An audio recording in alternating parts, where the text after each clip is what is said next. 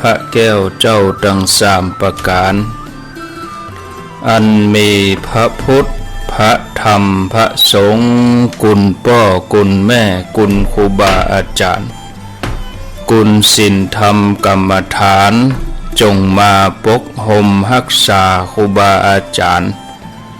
พระเจ้าพระสงฆ์ทุกรูปปกห่มรักษาบ่ออกไม่ออกศรัทธาตั้นสาธุชนคนดีผู้สนใจใฝ่ในธรรมทุกท่านขอถวายความเคารพแสดงความนับถือพระมหาเถระพระเถรานุเถระเจ้าคณะพระสังฆาธิการครูบาอาจารย์ที่เปิดวิทยุฟังอยู่เวลานี้จุตนจุองค์บ่ว่าจะเป็นหลวงพ่อหลวงลุงตุปีตุน้องเพื่อนสหธรรมพระภิกษุสงฆ์ทั้งหลายครูบาอาจารย์ที่มีอายุพรรษามีการศึกษามีภูมิธรรมที่สูงกว่าเก่ากับผมขอถวายความเคารพแสดงความนับถือมาณโอกาสนี้จุตนจุองค์ขอความสุขความเจริญความผาสุกดังใจความสบายดังกายจงได้บังเกิดแก่พ่อแม่พี่น้องพ่อออกแม่ออกพ่ออุ้ยแม่อุ้ยนักศีลนักบุญเท่าแก่น้อยใจยิ่งต่างหลายได้เวลาแล้วเนอได้เวลาแล้วถึง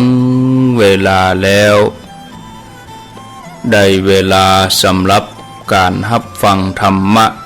อันเป็นสาระประโยชน์ทางด้านพระพุทธศาสนาน้ำธรรมคำสอนขององค์สมเด็จพระชินวรสัมมาสัมพุทธเจ้าได้มาปะมาพบมามาเล่าสู่บรรดาพ่อแม่พี่น้องพ่อออกไม่ออกพ่ออุ้ยแม่อุ้ยนักศีลนักบุญผู้สนใจใฝ่ในธรรมทุกท่านไผที่ยังบ่ลุกก็ลุกมาเห็นนึลุกมาได้แล้วตื่นมาได้แล้วหลับลุกเจ้ากินผักดังป่ายหลับลุกขวายกินผักดังเก้าลุกเจ้าได้หลายลุกขวายได้น้อยหลับลุกเจ้าเป็นเจ้าดังหลายหลับลุกขวายปาเฮ่อลูกหลานเป็นหนี้เป็นข้าเน้อตื่นมาเฮียเน้อลุกมาเฮียเน้อลุกเน้อลุกเน้อลุกตื่นตื่นได้แล้วลุกได้แล้วญาติโยมท่านทั้งหลายอรุณสวัสดิ์ธรรมสวัสดีสวัสดียามเจ้าญาติโยมท่านผู้ฟังยินดีต้อนรับเข้าสู่รุ่งอรุณวันใหม่ปะกันเจ้านี้เป็นเจ้าวันเสาร์ที่13เดือนกรกฎาคมพุทธศักราช2562วันนี้เป็นวันเดือน10ออก12ค่ำพร่ำว่าเป็นวันเสาร์ตัดกับวันที่13ตามปกติแล้วเวลานี้ญาติโยมจะได้ยินได้ฟังรายการเสียงธรรมจากวัดจันทร์ดำเนินรายการโดยท่านพระอาจารย์นิคมกิจจสาโลดำเนินรายการอยู่ที่สถานีวิทยุ FM 103.50 เสียงธรรมจากวัดจันทร์อำเภอกัลยาณิวัฒนาเป็นประจำทุกวันเสาร์เวลา 5:00 จนถึง 6 โมงแต่เนื่องจากว่าวันนี้ท่านพระอาจารย์นิคมติดภารกิจนำธรรมทายาทนำลูกศิษย์ลูกหามาบวช ท ที่วัดเบญจมบพิตรในโครงการของพระธรรมจาริกบวชเจ้าเขาแล้วตะวาวันซืนนี้เปิ้นก็มาโกนผมที่วัดศรีโสดา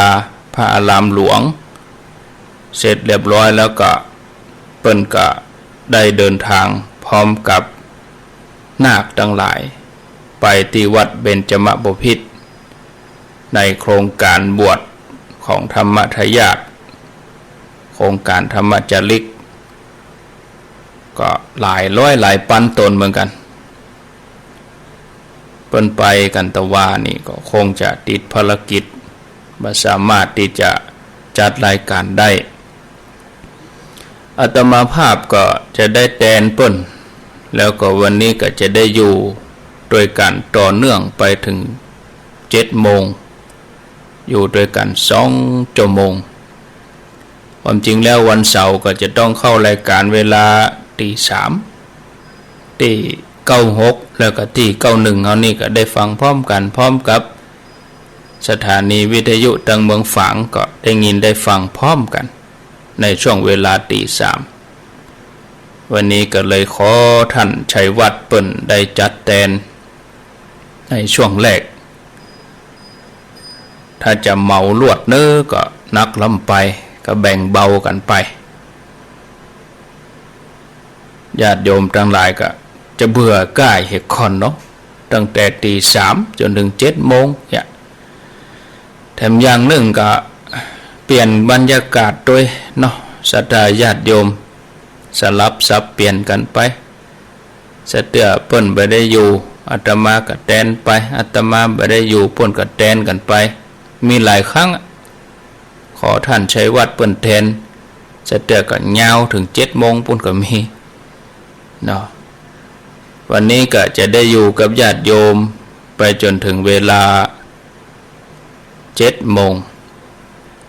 แต่ตั้งสถานีวิทยุตั้งเมืองฝางนี่เพิ่นก็จะรับสัญญาณไปถึง6 โมงเพราะว่า6 โมงเพิ่นจะมีทำวัดเจ้าแต่หมู่เฮานี่เฮาก็อยู่ด้วยกันไปติ๊กๆไปถึง7 โมงแต่ข้อมูลอย่างอื่นใดนั่นก็คงจะต้องได้แจ้งก่อน6 โมงทางเมืองฝางเพิ่นจะได้ฮู้พร้อมกันในปัจจุบันนี้ก็นั่งเช็คตะคืนนี่รถก็มีเพิ่มเติมเข้ามาประเด็นนี้ได้อยู่148 กันดงหลวงย่ำมาเตื้อแล้วก็จะมีหนองหายนี่ของไผ่หมู่ฮู้เนอร์จะได้แจ้งมาเวยๆเพราะว่าเบอร์นั่นก็จะได้ต่อท้ายไปเรื่อยๆเนี่ยเบอร์หนุ่มๆนี่เพิ่นเอาไปหมดแล้วเชียงหมดลึงแล้วก็จะเหลือเบอร์ตั้งแต่149เป็นต้นไปนะแล้วอาตมาก็จะให้เวลาตึกวันที่17ถ้าเลยวันที่17ไปอันนั้นก็จะฮับรถส่วนตัวรถเก๋งรถปิกอัพรถส่วนตัวรถครอบครัวอันนั้นก็ก้อยทยอยแจ้งมาหลังวันที่17แต่ช่วงนี้ให้รถตู้นี่นิ่งก่อนถึงรถร่วมเข้าใจว่ารถที่แจ้งสถานีจัดฮื้อนี่คงจะนิ่งละเรียบร้อยค้างกับรถร่วมเนี่ยก็มีเพิ่มเติมเข้ามาก็มีห้างต่ำแม่คำมูลห้างต่ำแม่มาริวันอยู่ร้านตองสันกำแพงแล้วก็มีแม่ออดร้องเคอกวาวปอประทีปแม่ปานเป็นศรัทธาเหล่าประดานอันนี้3 กันแม่แจ่มจะมีเพิ่มเติมเข้ามาก็ของแม่พรหัวเวียงแล้วก็ของแม่คำล่าวังเหนืออันนี้ที่เพิ่มเข้ามาเมื่อรูนนี่นะเพิ่มเข้ามาเมื่อรูนนี่ในปัจจุบันก็148กันเนาะแล้วกำเดียวญาติโยมทั้งหลายถ้าว่าหลัง6 โมงไปก็ดี5 โมงปลายไปกาวันนี้จะได้ทวนตั้งแต่เบอร์1ไปอันนี้ทวนตึงเบอร์โทรศัพท์ทวนตึงคนขับรถถ้าบ่ถูกก็แจ้งมาทักท้วงบอกมาถ้าถูกแล้วก็ดักไว้บ่ต้องโทรถ้าบ่ถูกก็ให้โทรถ้าโทรมาเห็นหมดถูกแล้วเนอะโทรมาเห็นหมดกับ คนอื่นเพิ่นจะโทรก็บ่ได้บัดตันแต่ว่านี่ก็มีหลายท่านโทรมากรณีโทรมาแมลงท่านเลยทุ่มไปแล้วบัดถ้าโทรแล้วเนอะโยมเนอะบางทีอาตมาติดภารกิจสเตียกับปิดโทรศัพท์เหี้ยมาค่ำเมื่อคืนกับมาถ้าโทรมาแล้วถ้าจะโทรก็โทรเมื่อวี่เมื่อวันถ้าโทรก็ก่อนทุ่มก่อน7 โมงนี่ก็โทรได้แต่เมื่อไงก็โทรแต่เมื่อตอนนี้ถ้าประมาณสัก11 โมงเที่ยงนี่มาต้องโทรละบางทีติดฉันเพลเข้าก็ดีกินโทรศัพท์ก็ดีเตี้ยนี่มันอย่างว่านะบ่ฮับเด้อโยมก็จะบ่ม่วนท่านอย่ามาฮับสายคำเข้ายังมีอยู่เต็มปากก็ดีมันเสียมารยาทจะเสียมารยาทโยมนะเสียมารยาทอาตมาพี่ก็ดีเข้าก็ดีกิน11 โมงถึงเที่ยงนี่จะไปโทรแล้วแต่ว่านี่ก็มีโยมที่ไหนบ่ฮู้มาหานี่ก็จับเวลาจัดรายการพอดีออกไปข้างนอกพอดีคนงานเพิ่นก็ว่าอันเพิ่นมาติดต่อนะเรื่องรถมาผิดเวลาก็เล่มปะสกรรมถ้าฟังมาเจ้านี่อย่างใดจะได้กลัวเสียเวลาให้โทรมาเหียก่อนไม่ใช่ว่าปุ๊บปั๊บมาเลยมาบ่ปะก็เสียเวลามาจับเวลาที่ติดภารกิจกับมาบ่ปะก็เสียเวลาไปเบอร์ก็ตึงบอกออกวิทยุนี่จ้องคะแนนโทรมาก่อนว่าวันนี้ตั้นอยู่ก่ออยู่เวลาใดบ่จำเป็นเฮาก็โทรบางทียังบอกเบอร์เฮาก็โทรเอาแต่ถ้าจะมาเอาเบอร์รถนี่ก็ควรจะมาด้วยตัวเองแต่ถ้าว่าบอกเบอร์ว่าเบอร์นั่นเบอร์นี้อันนี้บ่ต้องไปเสียเดือดร้อนเตื้อคือโทรมาก็ได้เบอร์โทรศัพท์อันใดเบอร์โทรคนขับรถได้หรือยังเนี่ยวันนี้ก็จะย้ำเบอร์ที่บ่แจ้งเตื้อแหมรอบ1แล้วก็แจ้ง2 วันนี่ก็พอละวันที่13 14 15 3 วันเบอร์ที่ยังบ่ลงรายละเอียดยกตัวอย่างเบอร์โทรผู้นำบุญก็บ่มีเบอร์โทรโชเฟอร์ก็บ่บอกอย่างนี้นะก็จะบอกคือ3 วันนี้13 14 15 16 17เนี่ยอาตมาก็จะเคลียร์บัญชีให้ลงตั๋วหมดทุกอย่างแล้วก็ตั้งวันที่17ไปนี่ก็จะต่อท้ายไปเหียนะแล้วจะโยกเบอร์ที่เปิ้นต่อท้ายนี่ให้ขึ้นมาอยู่ตรงบนเพื่อเหียเพราะว่าเฮาจองเบอร์ไว้แล้วคือหมายถึงเฮาสงวนสิทธิ์ไว้เฮาสงวนสิทธิ์เวลาเฮาบ่มาแจ้งตัวตนก็แสดงว่าสิทธิ์นั้นก็ขาดไปเหียแล้วก็เอาคนที่เพิ่นมีสิทธิ์ขึ้นมาใส่แทนก็ต้องเป็นอย่างนี้เนาะเพราะมันใกล้เข้ามาแล้วเนี่ยญาติโยมน่ะใกล้เข้ามาเรื่อยๆเฮาจะไปหยังเฮาก็ตึงบอกแล้วว่าจะไปวันที่21ความจริงแล้วก่อน1 อาทิตย์นี่มันต้องนิ่งหมดแล้วแต่ก็ธรรมดาเนาะคนนักคนหลายก็มีบ่กี่กันนะประมาณ 4-5 กันนี่ตะอันแต่ว่านี่ก็ได้โทรไปส่วนตัวพ่อง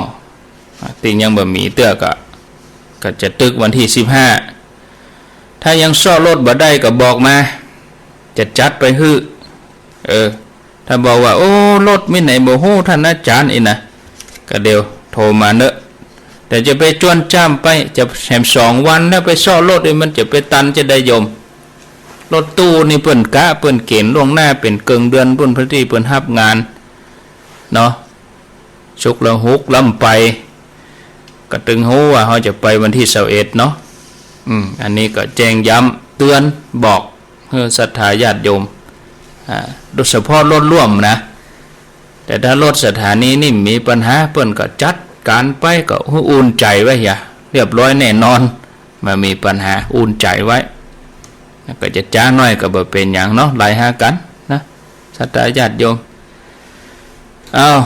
ก็เดี๋ยวก็ย้ำบัดเดี๋ยวนี้5:22 นาทีต่อไปนี้จะนำเสนอเรื่องราวของพระเจ้า500 จาดวันนี้วันเสาร์เนาะพระเจ้า500 จาดเรื่องที่301แล้วก็302เอา2 เรื่องนี้แล้วก็เดี๋ยวก็จะมาทวนเรื่องรถให้ฟัง 301ชื่อชาดกว่าขันติวรรณชาดกพญาเจ้าเมืองผู้มีขันติแล้วก็302ชื่อว่าโคทะชาดกนกยูงเจริญพระผลิตเรื่องราวเป็นอย่างไรก็ลองฟังดังต่อไปนี้เอาเรื่องที่301ก่อนในอดีตการครั้งพระเจ้าพมทัตเสวยราชสมบัติอยู่ที่กรุงปรณสีอมาตย์ผู้หนึ่งได้ลอบทำบดีบะให้กับนางสนมของพระองค์ก็คือนอกลู่นอกใจผิดศีลข้อ3แม้คนใจของอมาตย์ก็ไปนอกลู่นอกใจกับคนในครอบครัวของเขาเหมือนกันเขาบ่อาจจะอดกั้นต่อความผิดของคนใจได้ก็เลยปาตัวเข้าไปเฝ้าพญาเจ้าเมืองกราบทูลว่าขอเดชะคนใจของข้าพระองค์คนหนึ่งไปช่วยงานในบ้านเขาได้ทำการผิดศีลได้ลักลอบทำบดีบะให้กับคนในครอบครัวของข้าพระองค์ควรจะทำอย่างใดดีขอพระองค์ทรงโปรดพิจารณาให้โทษกับเขาตัวพญาเจ้าเมืองได้ฟังอย่างอันก็บอกว่าบุรุษนี้ของเฮาก็มีอยู่ที่นี่คนอย่างอี้ในที่เฮาก็มีบุรุษนี้ประกอบด้วยองค์กุลหาได้ยากเฮาถึงอดสู้อดใจบุรุษผู้ประทุษร้ายอย่างนี้คือผู้มีอุปการะนักมีอยู่ในเฮือนของเฮาผู้เป็นพญาเจ้าเมืองเป็นสัตบุรุษก็บุรุษนั้นก็มีอยู่ที่นี่บัดเดี๋ยวนี้ก็อยู่ที่เนี้ยแม้เฮาผู้เป็นพญาเจ้าเมืองก็อดกันเพราะบุรุษนั้นมีอุปการะนักชื่อว่าบุรุษผู้ประกอบด้วยส่วนแห่งคุณธรรมทั้งปวงหาได้ยากโดยเหตุนี้เฮาจึงอดสู้กันอดทนเสียฐานะอยู่ปานนี้อามาตย์ฮู้ว่าพญาเจ้าเมืองอู้หมายถึงตนตั้งแต่นั้นมาเขาก็บอกกล้าไปผิดศีลกับนางสนมต่อไปแม้คนใจของอามาตย์ก็ฮู้ว่าพญาเจ้าเมืองอู้ถึงตัวตั้งแต่นั้นมาก็บอกกล้าทำกรรมแถมต่อไปชาดกเรื่องนี้ก็จบลงไปที่ได้คติสอนใจว่าคนสมบูรณ์ที่สุดหาได้ยากคนเฮานี่จะมีความสมบูรณ์มันมีคำยังมี 99% จะหาคนสมบูรณ์ 100% นี่ยากก็มีบกพร่องไปพร่องก็ธรรมดานะญาติโยมทั้งหลายต่อไปนี้จะนำเสนอเรื่องที่302นกยูงเจริญพระผลิตชื่อชาดกว่าโคทะชาดกเรื่องราวเป็นอย่างไรก็ลองฟังดังต่อไปนี้ในอดีตการครั้งพระเจ้าพมทัตเสวยราชสมบัติอยู่ที่กรุงปรณสีบริษัทเจ้าของเฮาเกิดเป็นนกยูงในเวลาเป็นไข่เปลือกไข่ก็คล้ายกับสีดอกกัญญิกาเมื่อเจาะเปลือกไข่ออกมาแล้วก็มีสีเหมือนทองคำหน้าพอหน้าเลื่อมใสมีสายแดงปาดในระหว่างปีกนกยูงนี้คอยระวังชีวิตตัวเองอาศัยอยู่ที่ม่อนดอยแห่งหนึ่งใกล้แนวเขตในการจะไปสู่เมืองนกยูงนี่ก็ระวังชีวิตตัวเองตอนเจ้านกยูงก็จับอยู่บนยอดเขาพอไปติดตะวันเมื่อจะผูกมนต์อันประเสริฐเพื่อจะป้องกันตัวในยามที่จะออกไปหากินพระอาทิตย์นี้เป็นดวงตาของโลกเป็นเจ้าแห่งแสงสว่างกำลังอุทัยขึ้นมาทอแสงอารามสว่างทั่วปฐพีพอเหตุนั้นข้าพเจ้าขอนอบน้อมพระอาทิตย์นั้นซึ่งทอแสงอารามทั่วปฐพีข้าพเจ้าอันท่านช่วยคุ้มกันแล้ววันนี้พึงอยู่เป็นสุขตลอดวันนกยูงก็ต้องคาถานี้ก็เลยไหว้พระพุทธเจ้าที่เสด็จปรินิพพานในอดีตแล้วก็ขอกุณพระพุทธเจ้า นกยุงนี่ก็เจริญพระผลิตไปเสาะแสวงหาอาหารไปตลอดทั้งวันอย่างเนี้ยตลอดเย็นมาตอนตะวันตกดินก็นึกถึงพุทธคุณอุเทนตยัญจักขุมาให้กาลาชาลิสาวโนปัทวิปปะโสตังนามัสสามิหาลิสาวนาปัทวิปปะสังตยัญจักขุตาวิหาเลมุอย่างกันเนาะอุเทนตยัญจักขุมาเปิ่นก็ไวอย่างนี้ไปเวลาเขาจะเดินทางกันมากันวันที่21นี่ก็พิมพ์ใส่กระดาษ A4 หัวหน้าบุญเนาะเอาแจกลูกน้องในรถสวดเถอะก่อนจะไปเมาอย่างอื่นเด้อบอกกองนั่งรถครบบดแล้วบอกเอานำเหี่ยก่อนเอาเฮาไหว้พระเหี่ยก่อนนอรถไผ่รถมันกันไผ่กันมันคือพร้อมใจกันดีๆวันที่21ที่เฮาจะไปเนี่ยไผ่ปอมีความสามารถกะพิมพ์มันกำสวดโมละปริตเนี่ยอุเทนตยัญจักขุมาออกบ้านไปตอนจะปิกมาแล้วจากตาลที่เมืองฝางแล้วก็อาเปตยัญจักขุมานี่ค่ะสวดในรถแล้วก็ก้อยอู้อย่างอื่นเอานั่งครบแล้วบอกออกบ้านแล้วน้อเอาไหว้พระเหี่ยก่อนน้อแต่ช่วงที่อู้ออกรถใหม่ๆเขาก็อู้จัดบริหารอย่างอื่นก่อนบอกกองเข้าถนนหลวงรถบ่ได้ระแวดระวังอย่างแล้วก็บ่ท่าอย่างแล้วสวดเลยขึ้นถนน4 เลนเนี่ยถ้าขึ้นถนนสาย4 เลนแล้วเขาก็ก้อยสวดถ้าอยู่ในซอกในซอยนี่สวดบ่เป็นสมาธิเสถียรโชเฟอร์เพิ่นก็ต้องการจะสื่อสารบริหารอย่างอื่นเอาสวดมากวนกันก็เอาบอกกองขึ้นถนนใหญ่ก็เอาเดี๋ยวฟังอย่างอื่นเด้อสวดเถอะก่อนเนาะอีต้องมีคนนำดีกว่าไปยังงั้นเจ้าในรถอย่างนกจอกยักอย่างก็เบาะหลังอย่างเบาะกลางอย่างเบาะหน้าหำอย่างยักในรถนะอันนี้เวลาเขาสวดนี่ให้พร้อมกันสวดแล้วก็เสร็จแล้วก็นั่งแผ่เมตตาให้สัก5 นาทีก็นั่นก็แล้วแต่ตังเชียงใหม่พดเมืองฝางบ่เถอะก็นั่นขาปีกก็เหมือนกันเขากินข้าวแล้วอิ่มท้องแล้วบอกเอาสวดมนต์ปิกอันนี้ก็ดีนะแต่มาบ้านนะเนาะอันนี้เสนอแนะให้ฟังเนาะเอานกยุงนี่เพิ่นก็ไว้อย่างเงี้ยศรัทธาญาติโยมเจ้าค่ำนะตลอดพามเราใดถึงทำทั้งปวงขอพามเรานั่นจงฮับจงคุ้มครองข้าพเจ้าเอกะเพิ่นก็เจริญพระผลิตนี้แล้วก็พักอยู่ศรัทธาญาติโยมท่านทั้งหลายนกยุงนี่นะทีนี้ก็มีนายพรานเจ้าบ้านอยู่บ่ไกลจากกรุงปรณสีท่องเที่ยวอยู่ในป่าหันใส่นกยุงจับอยู่บนหันอันนี้ก็เลยปิกมาบอกให้ลูกอยู่มาวันหนึ่งนางเขมาเทวีของพญาเจ้าเมืองปรณสีฝันหันนกยุงสีทองให้มาแสดงธรรมเสร็จแล้วก็ตื่นบรรทมก็กราบทูลพระราชาว่าข้าแด่พระองค์หม่อมฉันประสงค์จะฟังธรรมจากนกยุงสีทองพญาเจ้าเมืองก็ถามพราหมณ์ตั้งหลายว่า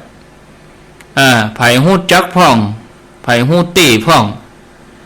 เนี่ยพราหมณ์ก็กราบทูลว่าขอเดชะนกยุงสีทองนี่มีอยู่แน่นอนพระเจ้าค่ะพญาเจ้าเมืองก็ว่าแล้วอยู่ที่ไหนกราบทูลว่าพวกนายพรานหูพระเจ้าค่ะอันก็ห้องหมู่นายพรานมาหรอนะศรัทธาญาติโยมรับสั่งให้หมู่นายพรานมาประชุมกันแล้วก็ถามแล้วก็ลูกพรานป่าคนนั้นก็บอกว่าขอเดชะข้าแด่มหาราชนกยุงสีทองนี่มีอยู่จริงอาศัยอยู่ในป่าหิมพานต์พระเจ้าค่ะพญาเจ้าเมืองรับสั่งถ้าอย่างอันหมู่เจ้าทั้งหลายไปยับนกยุงมาจะไปให้ตายเนอะจับเป็นนะ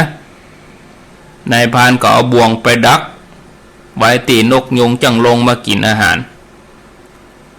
แม้ในสถานที่ที่นกยุงจะเหยียบบ่วงนี่ก็บ่สามารถจะกำกายท ทำอันตรายนกยุงได้นายพรานก็บ่สามารถจะยับนกยุงได้ก็เปลี่ยนไปอย่างเงี้ยถึง7 ปีนายพรานนี่ถึงแก่กรรมไปนางเขมาราชเทวีเมื่อบ่ได้สมประสงค์ก็สิ้นพระชนไปพญาเจ้าเมืองก็เกลียดที่มเหสีสิ้นพระชนนะเพราะว่าบ่ได้ฟังธรรมนกยุงก็เกลียดท่านนกยุงตัวก็บ่ฮู้ก็เลยจารึกลงในแผ่นทองว่าในป่าหิมพานต์มีนกยุงสีทองตัวหนึ่งใครได้กินจิ้นของนกยุงนี่จะบ่แก่บ่เจ็บบ่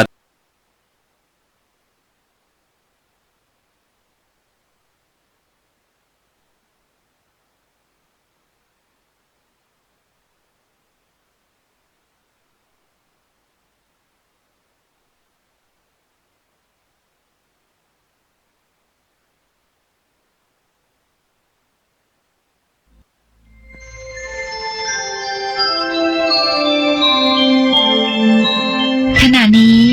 ท่านกำลังฟัง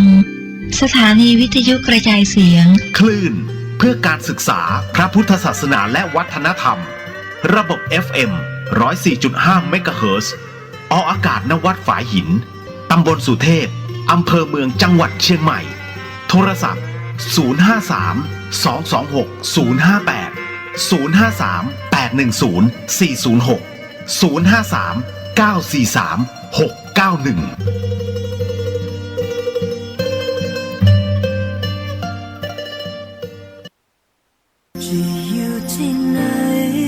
ขอเชิญร่วมงานเพื่อนพึ่งพา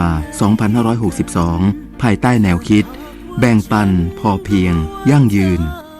ชอบเพลินเกินห้ามใจกับร้านค้ารับเชิญอาทิร้านพึ่งพาร้านพระบรมวงศานุวงศ์ร้านจากสถานทูตและพบกับผลิตภัณฑ์ยั่งยืนจากชุมชนวันที่ 5-14 กรกฎาคม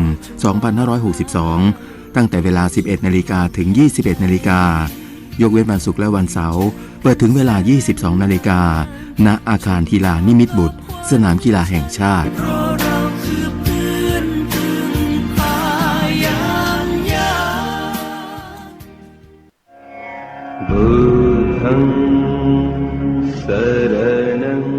บางคนไม่เชื่อเรื่องนรกสวรรค์บางคนเชื่อเพียงว่าคนเราเกิดมาแล้วก็ตายลงแค่นั้นส่วนบางคนคิดว่าคนเราเท่ากันหมดทุกอย่างค้นหาคำตอบสำหรับคุณได้ในโครงการกวดวิชาพุทธวิปัสสนากรรมฐานโดยพระอาจารย์ภาสกรภูริวัฒโนตลอดปีมีให้คุณเลือกเพียงเดือนละครั้งไม่ต้องเสียค่าใช้จ่ายใดๆทั้งสิ้นสำรองที่นั่ง053-943-684 086-256-8910แล้วคุณจะรู้ว่าคำตอบคืออะไร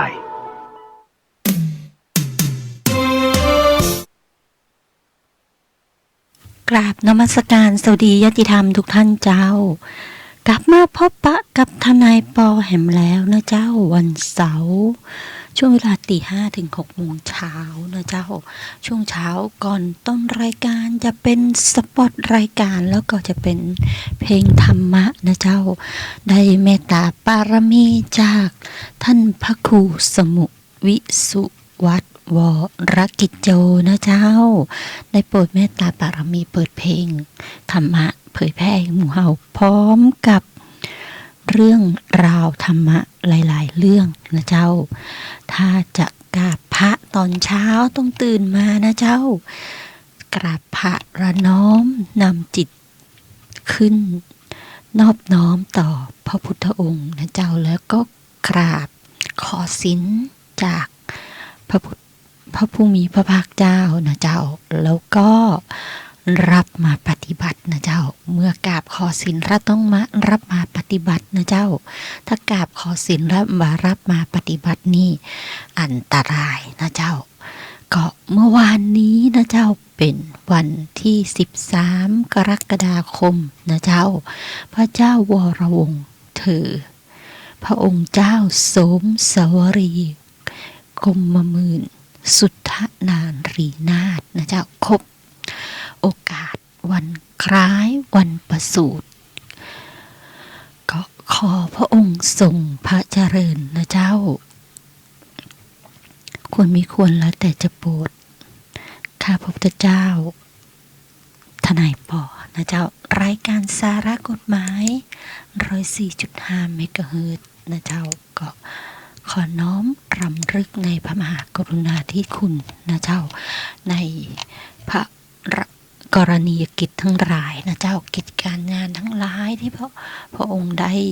ดูแลเจ้าบ้านตั้งแต่ในหลวงราชการที่9นะเจ้าทรงมีพระชนชีพอยู่นะเจ้าก็ได้ช่วยการงานของพระสำนักพระราชวังมาโดยตลอดจนถึงปัจจุบันนะเจ้าก็ขอน้อมรำลึกถึงพระมหากรุณาธิคุณนะเจ้าขอพระองค์ทรงสุขภาพแข็งแรงนะเจ้าหายจากโรคขาพยาธิแล้ววันนี้ทนายปอมียังมาฝากอาทิตย์ที่แล้วนะเจ้าทนายปอมาจัด1 วันก็มีประเด็นนะเจ้าประเด็นในการทำสัญญาทั้งหลายนะเจ้าบอกว่าจะสัญญากู้ยืมเงินนะเจ้าสัญญาค้ำประกันนะเจ้าสัญญาสปะสัญญานะเจ้าสัญญาเช่าเมื่อตกลงทำสัญญาเช่าแล้วนะเจ้าจะบอกว่าไม่ได้ทำสัญญาไม่ได้เขียนสัญญาจะเอากฎหมายมาอู้กันได้อย่างไรนั่นนะสิเมื่อคุณไม่ปฏิบัติตามสัญญาที่ตกลงกันคำว่าสัญญาหมายถึงว่าคู่กรณีทั้ง2 ฝ่ายนะเจ้าตกลงกันที่จะทำอะไรอย่างนะเจ้านั่นคือสัญญาเกิดแล้วนะเจ้าเป็นเรื่องการข้อตกลงทั้งคู่กรณีทั้ง2 ฝ่ายถ้าสุจริตใจนะเจ้ามันต้องเขียนเป็นหนังสือแค่คำอู้ที่ตกลงกันนะเจ้าและปฏิบัติตามมันก็เป็นเรื่องที่ดีแล้วนะเจ้าก็เป็นเหมือนกับว่าสัญญาใจกันนะเจ้าชีวิตนี้ชีวิตคุณก็จะเจริญรุ่งเรืองนะเจ้าจะไปที่ไหนจะบ่มีอุปสรรคไอ้ประเภทไปเจ้าเปิ้น2 เดือนแล้วปัจจัยก็ย้ายหนีนะเจ้าก็มีหลายคนนะเจ้าระวังไว้นะเจ้าจะเจอช่อชนช่อโกงทั้งหลายทั้งแหล่ทั้งมวลนะเจ้าแล้วในเรื่องของการทำสัญญาทางอินเทอร์เน็ตละเจ้าที่ตกลงว่า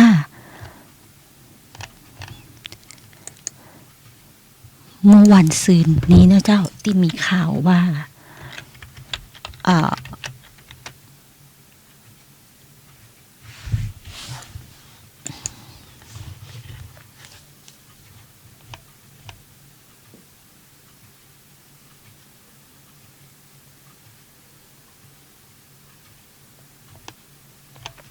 ลงหน้าหนึ่งที่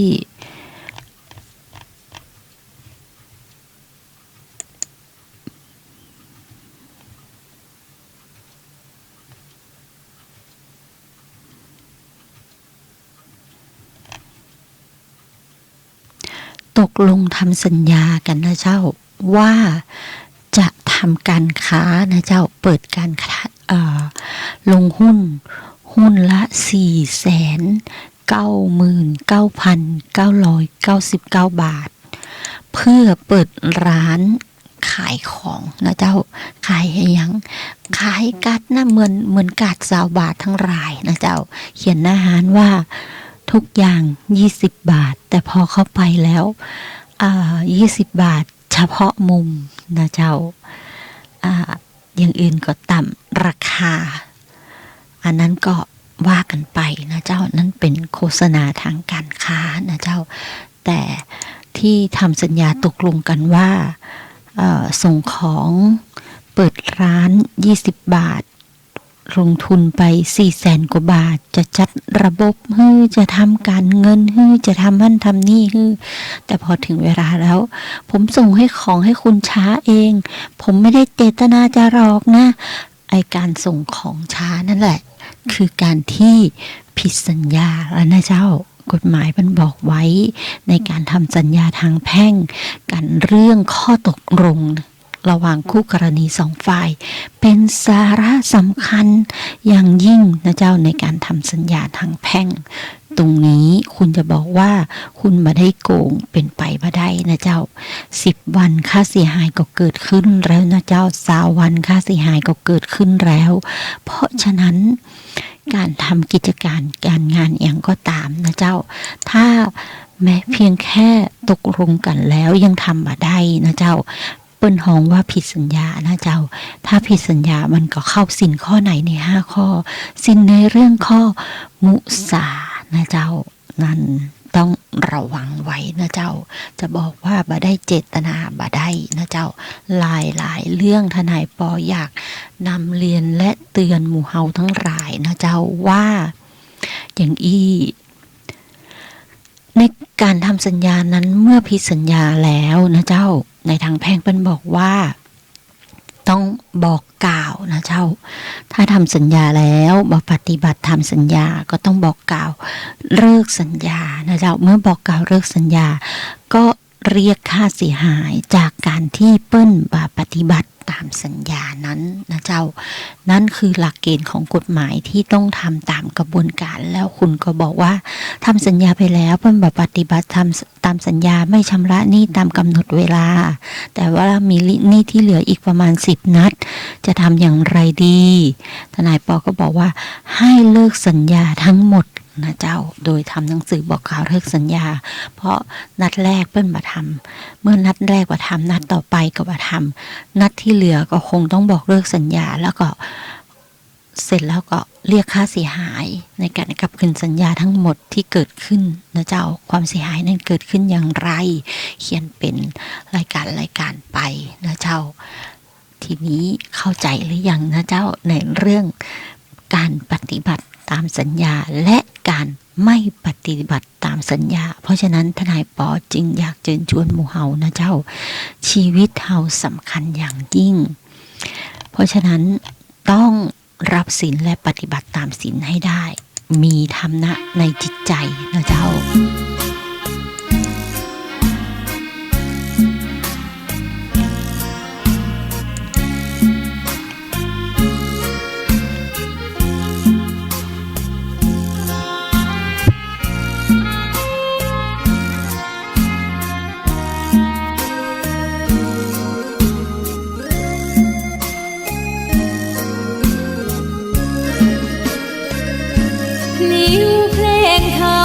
ถูกถ้อยคำเข้าถึงจิตใจ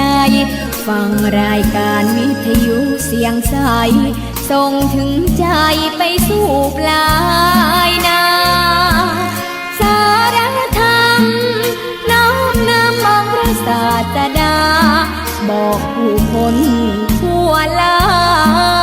หันมาเข้าวัดฟังธรรมคลื่นเสียงนี้เป็นคลื่นธรรมะจากใจส่งถึงบ้านไกลบ้านไกลฟังได้สุขใจล้ำยามดึกดื่นค่ำคืนมีงานต้องทำเป็นคลื่นสารธรรมเน้นย้ำธรรมะเพื่อนใจเสียงคลื่นธรรมบอกหลักธรรมให้คลายความเหงาฟังเสียงธรรมะเบาบอกเล่าถึงคนบ้านไกลสื่อธรรมะบอกลดละระหว่างด้วยใจสื่อไปถึงสวงในเข้าใจหลักธรรมหลักดีลิ้วเพลงธรรมถูกสัมพันธ์จิตใจร่าเริงฟังสาระธรรมะบันเทิงรื่นเริงในชีวิตยาม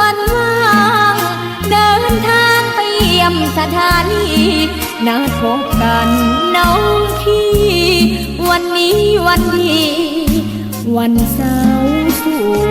วดมนต์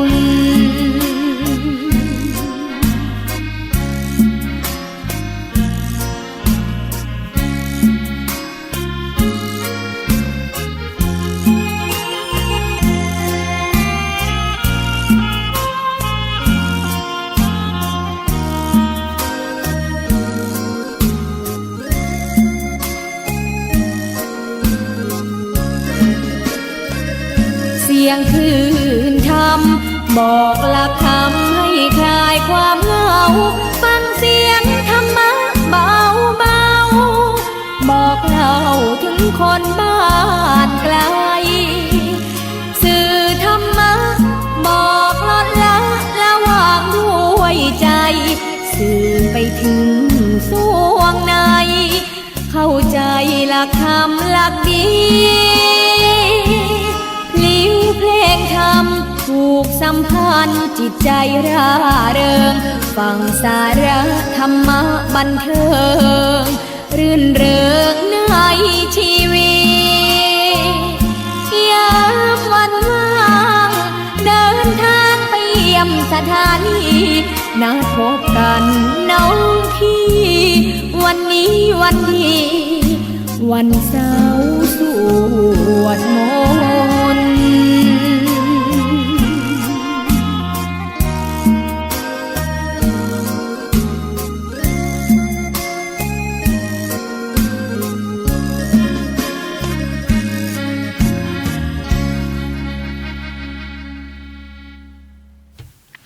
วันนี้วันดีนะเจ้าวันเสาร์สวดมนต์นะเจ้าก็เชิญชวนหมู่เฮานะเจ้ากับขึ้น 104.5 เมกะเฮิรตซ์ขึ้นเพื่อการศึกษาพระพุทธศาสนาและวัฒนธรรมนะเจ้าเมื่อสวดมนต์เสร็จแล้วก็ต้องแผ่เมตตานะเจ้าแผ่เมตตากรรมแผ่เมตตาตรงไหนเปิ้นก็มีเฮาหมดนะเจ้าบอกว่าจะโลกออนไลน์หรือว่าจะในหนังสือถ้าเราจะคิดค้นมาเพื่อแผ่เมตตานะเจ้าแผ่เมตตาหลักสูตรของแผ่เมตตาเปิ้นบอกว่าคนแรกที่จะต้องฮื้อนะเจ้าคือตัวตนของเราเองนะเจ้าขอให้ตัวตนของเรามีความสุขนะเจ้าเหมือนที่ทนายปอเกยอธิษฐานนะเจ้าอธิษฐานกับพระเจ้าของพระคริสต์นะเจ้ามีซิสเตอร์นะเจ้าเปิ้นมาขอให้อธิษฐานทนายปอเผลอนะเจ้าลืมไปอธิษฐานของซิสเตอร์มีความสุขลืมขอเงินตัวเก่านะเจ้าแต่บทคำแผ่เมตตาของพระพุทธเปิ้นจะบอกว่าขอให้ข้าพเจ้าจงมีความสุขนะเจ้าจงเป็นผู้ถึงความสุขไร้ทุกข์นะเจ้าไร้ทุกข์ไร้เวรไม่มีผู้เบียดเบียนนะเจ้าไม่มีทุกใดๆนะเจ้ารักษาตนอยู่ทุกเวลานาทีขอสัตว์ทั้งหลายทั้งปวงจงเป็นผู้ถึงความสุขนะเจ้าขอสัตว์ทั้งหลายทั้งปวงจงเป็นผู้ไม่มีเวรนะเจ้าขอสัตว์ทั้งหลายทั้งปวงจงอย่าได้เบียดเบียนนั่นก็คือตามลำดับแล้วนะเจ้าคือตัวตนก่อนเสร็จแล้วถึงให้คนรอบนอกเพราะว่าสภาพร่างกายสภาพจิตใจนะเจ้าสภาพความสุขเรามีเปี่ยมแล้วเมื่อเรามีเปี่ยมล้นเราก็สื่อให้รับตัวเรานะเจ้าเหมือนกันนะเจ้าเมื่อเรามีความรู้เมื่อเรามีความรู้แล้วช่วยเหลือตัวตนของตัวเองได้แล้วเราก็เอาความรู้นั้นช่วยคนรอบข้างได้เมื่อเขาไม่รับก็ไม่ต้องไปแคร์นะเจ้าไม่ต้องไปใส่ใจว่าเขารับไม่รับนะเจ้าก็ช่วยคนอื่นไปเรื่อยๆนะเจ้าเดี๋ยวบุญมันมีมากพอ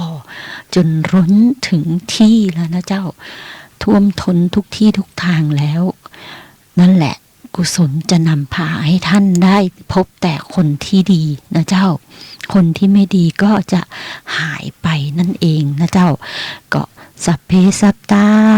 เวรทั้งหลายจงเป็นผู้ไม่มีเวรไม่ใจนะเจ้าเพราะว่าสัพเพสัตตาเวลาหนตุสัตว์ทั้งหลายจงเป็นผู้ไม่มีเวรนะเจ้านั่นคือการแผ่เมตตาไปเรื่อยๆ แผ่เมตตาหาประมาณไม่ได้นะเจ้าเมื่อแผ่เมตตาหาประมาณไม่ได้จะแผ่อย่างไรก็โดยการเมตตาใหญ่นะเจ้าบทสวดมนต์เมตตาใหญ่ตรงนี้หลวงพ่อจรัญนะเจ้าวัดที่สิงห์บุรีนะเจ้ามีแม่ชีได้บอกคือหลวงพ่อจรัญได้ทำนะเจ้ามีเทวดาเปิ้นมาบอกแม่ชีเมื่อเทวดาเปิ้นมาบอกแม่ชีสิ่งที่ตามมานะเจ้าบุญกุศลก็เกิดขึ้นนะเจ้าเพราะฉะนั้นการแผ่เมตตาหาประมาณไม่ได้นี้ลองทำดูนะเจ้าปัจจัตตังนะคะทนายปอทำมาแล้วนะเจ้าได้บุญเหลือหลายไปที่ไหนเทวดาคุ้มครองเมื่อวานนี้นะเจ้าทนายปอก็เบรกแบบปัดเลยนะเจ้ามอเตอร์ไซค์ล้มนะเจ้าทับตัวทนายปอก็เลยเนาะถ้าทนายปอประมาทคิดในใจนะเจ้าประมาทแล้วคนที่เสียหายคือทนายปอนะเจ้าร่างกายทนายปอบาดเจ็บมอเตอร์ไซค์ทนายปอเสียหายแล้วใครรับผิดชอบล่ะทีนี้ล่ะทนายปอก็มานั่งคิดทุกครั้งที่เกิดอุบัติเหตุคนที่รับผิดชอบคนแรกนะเจ้าถ้าล้มรถล้มและบาดเจ็บทำอย่างมาได้เลยคปภ.เจ้าคุ้มครองผู้ประสบภัยของรถจักรยานยนต์นะเจ้าพระราชบัญญัติคุ้มครองผู้ประสบภัยนะเจ้าก็คือประกันภัยนั่นเองนะเจ้าที่ต้องรับผิดชอบเพราะเราเสียค่าประกันภัยไปแล้วในแต่ละปีนะเจ้าเบี้ยประกันภัยปีเท่าไรจ่ายไปนั่นแหละความรับผิดชอบคือตัวเราและการทำพรบนั่นเองนะเจ้าเมื่อต่อพรบไว้นะเจ้าเฮาบ่ต้องอย่างเลยส่งเข้าโรงพยาบาลปุ๊บโรงพยาบาลเปิ้นเซ็นเฮาเซ็นแก๊กเดียวโรงพยาบาลเปิ้นทำเรื่องเบิกที่คปภ.ฮึ่งเห่านะเจ้าก็ค่ากินค่านอนค่ายาค่ายุกค่าหมอทุกอย่างคปภ.จ่ายนะเจ้าตรงนี้ทนายปอก็นำเรียนให้หมู่เห่านะเจ้าเป็นประเด็นขึ้นบนหน้า Facebook ของทนายปออยู่เมื่อวานนี้ก็นั่นแหละนะเจ้าส่วนค่าเสียหายอื่นถ้ามีนะเจ้าคนที่ประมาทก็รับผิดไปนะเจ้าแต่ถ้าคนบ่มีคู่กรณีนะเจ้าตัวผู้ขับขี่นั่นแหละที่ต้องเป็นคนจ่ายและคนแรกที่จ่ายก็คือคปภ.คุ้มครองผู้ประสบภัยบุคคลที่3นะเจ้าตรงนี้ก็นำเรียนให้หมู่เฮาได้รับรู้เพราะเฮาเป็นคนจ่ายค่าเบี้ยประกันภัยเนาะเฮาก็จ่ายให้เปิ้นจบกันไปเอาละสิในส่วนของอย่างทนายปอจะฝากก่อนจบนะเจ้าก็คือในการเรื่องเวลาเราคุยเล่นกับน้องเด็กเล็กทั้งหลายนะเจ้าอยากจะเตือนไว้ว่าเมื่อเห็นลูกเปิ้นน่าฮักนะเจ้าอย่าคิดว่า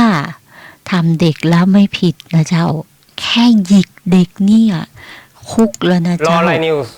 อยู่กับผมฝากอันนี้นะเจ้าโอ้ปัดไทย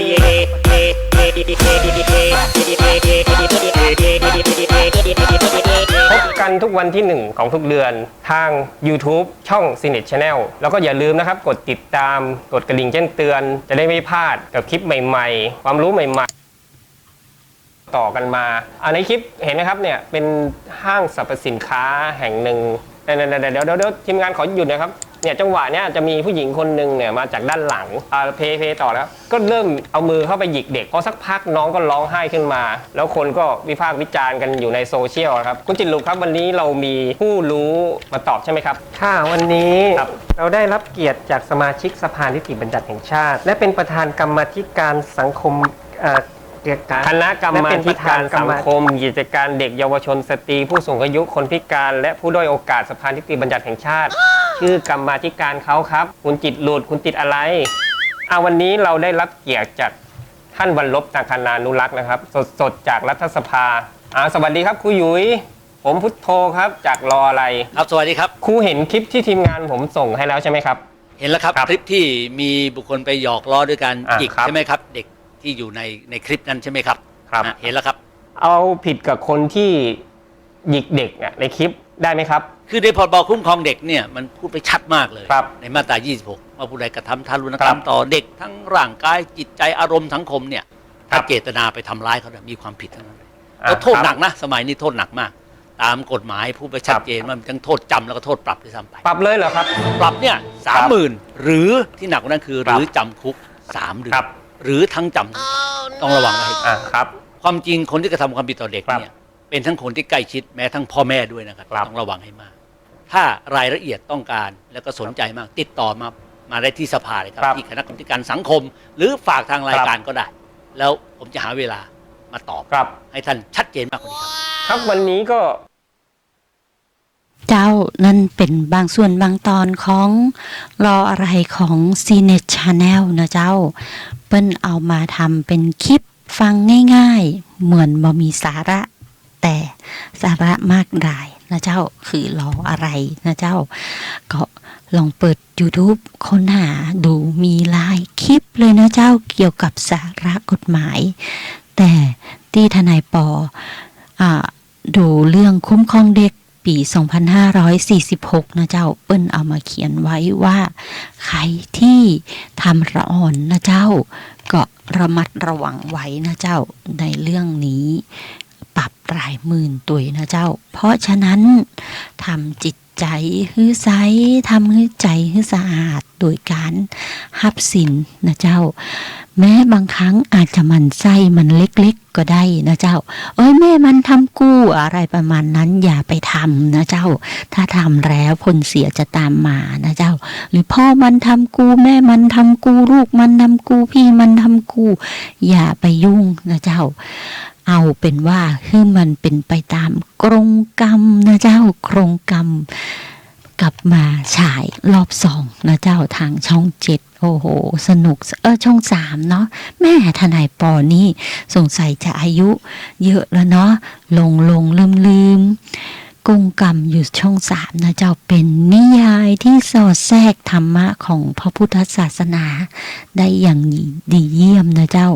การกระทำกรรมใดนะเจ้าทำดีย่อมได้ดีทำชั่วย่อมได้ชั่วนะเจ้าปฏิบัติย่อมได้ดีนะเจ้ากุศลผลบุญจะทำให้ท่าน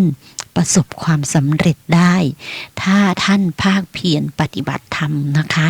ตรงนี้ทนายปอทดลองมาแล้วนะเจ้าจากที่จิ๊บจ้อยกลายเป็นเรื่องที่ยิ่งใหญ่ทันทีนะเจ้าบุญนำพาให้กลายเป็นบุคคลที่มีกุศลอย่างยิ่งนะเจ้าเกาะนมัสการลาและสวัสดีญาติธรรมทุกท่านเจ้า